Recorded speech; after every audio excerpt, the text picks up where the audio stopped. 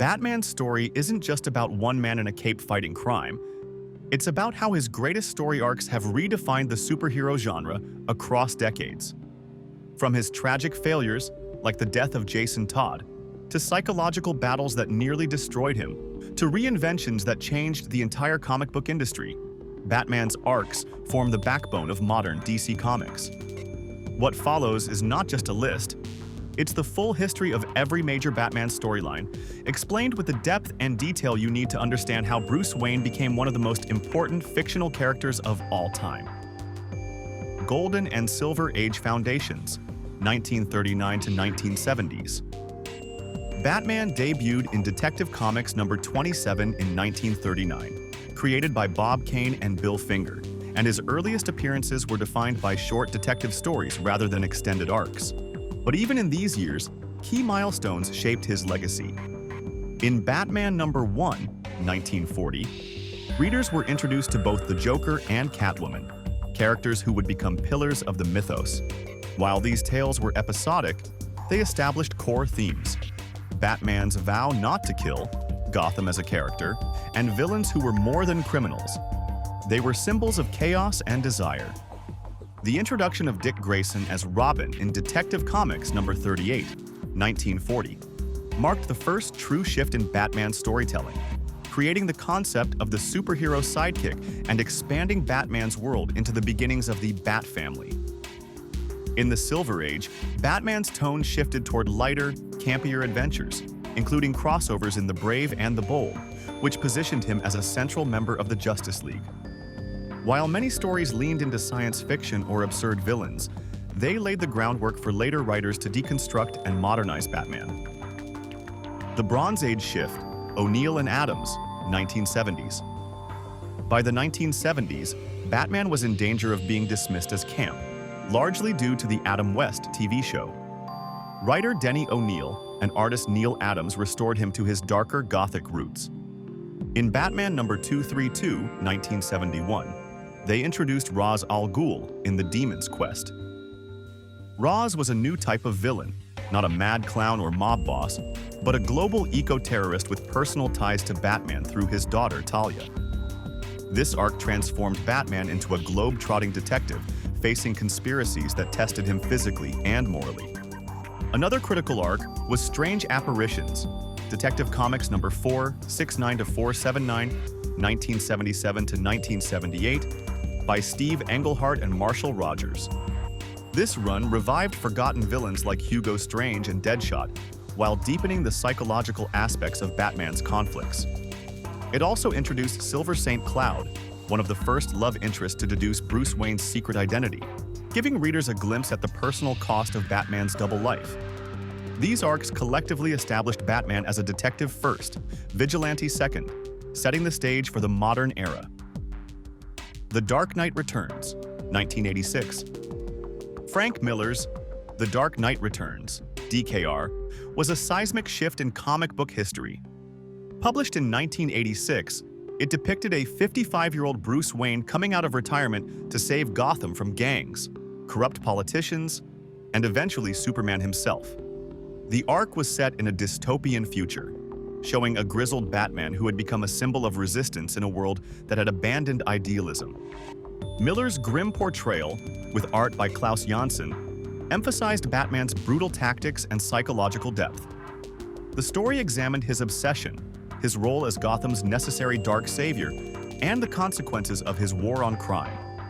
Its influence was massive, inspiring Tim Burton's Batman films, Christopher Nolan's trilogy, and even Zack Snyder's Batman v Superman. For many, DKR redefined Batman as the ultimate anti-hero, setting a new standard for mature superhero storytelling.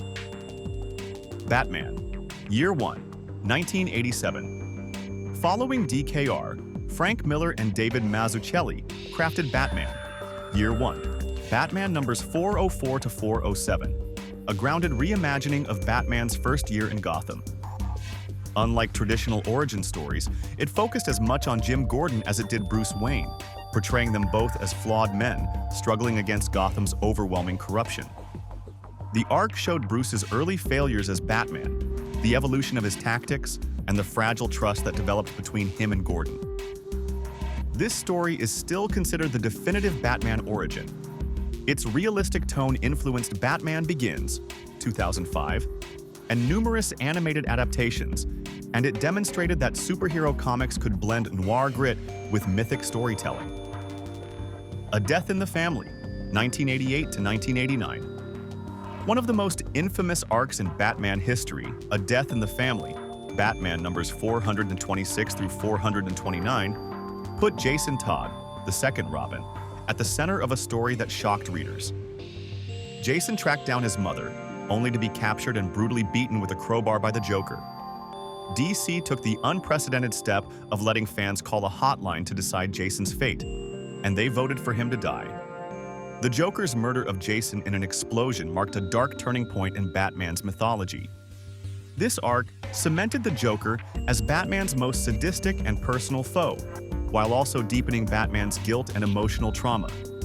It directly influenced later arcs like Under the Hood and shaped Batman's often tense relationship with subsequent Robins.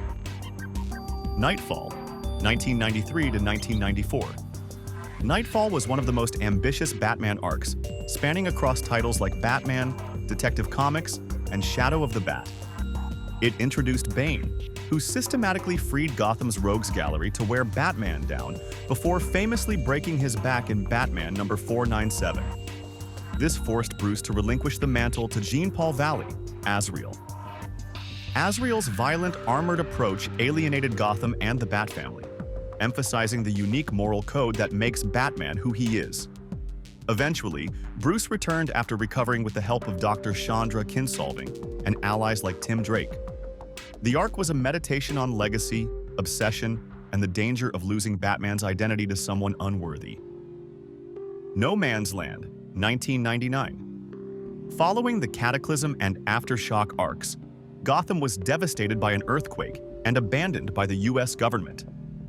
In No Man's Land, 1999, the city became a lawless war zone divided by gangs and supervillains, with Batman and his allies fighting to reclaim Gotham block by block. The arc ran for an entire year across all Bat titles, making it one of the largest crossovers in Batman history.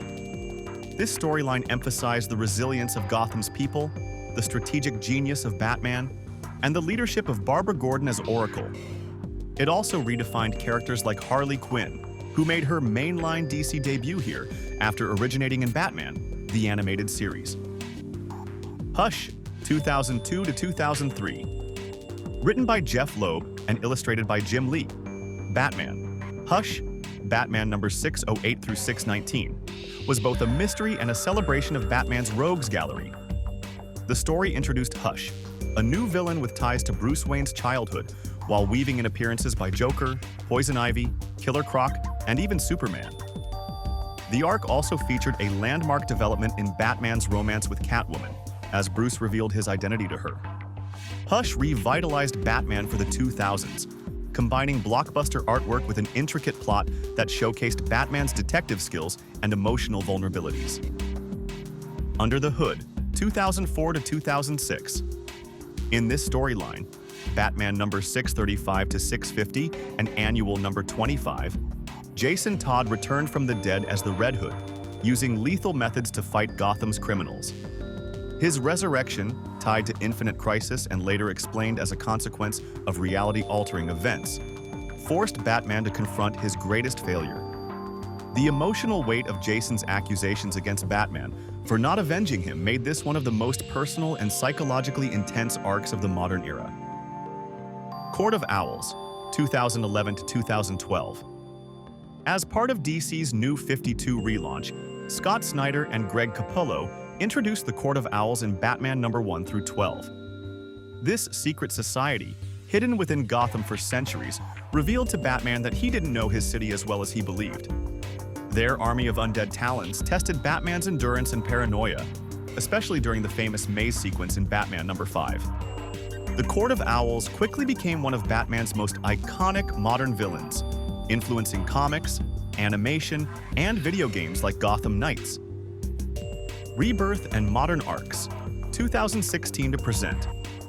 In DC's Rebirth era, Tom King explored Batman's emotional vulnerabilities, especially in his long-running romance with Catwoman. Arcs like The War of Jokes and Riddles revisited his early battles with Joker and Riddler, while The Wedding Storyline explored his attempt to balance heroism with happiness.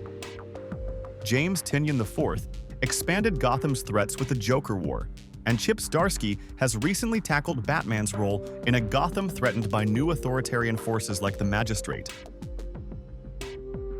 Batman's story arcs are more than superhero adventures.